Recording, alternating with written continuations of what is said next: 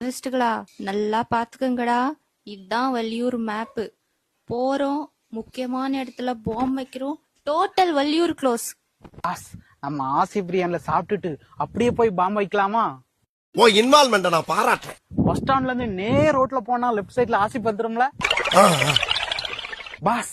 ராதாபுரம் ரோட்ல நேரா வந்துட்டு பழைய பஸ் ஸ்டாண்ட்ல லெஃப்ட்ல திரும்பினாலும் ஆசி வந்துரும்ல.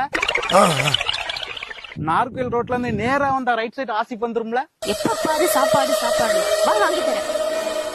அப்படி நாங்க வந்த இடம் தான் வள்ளியூர் ஆசிஃப் பிரியாணி.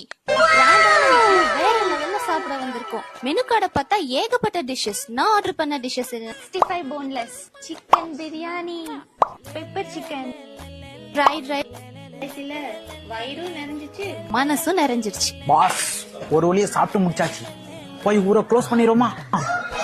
அட பாவி, இவ்ளோ நல்ல சாப்பாடு சாப்பிட்டுட்டு ஊற அழிக்க பாக்குறியே.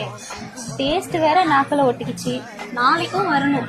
Bomb blast cancel. Food block start. Welcome to Asif biryani. ஆசி பிரியாணி வாங்க.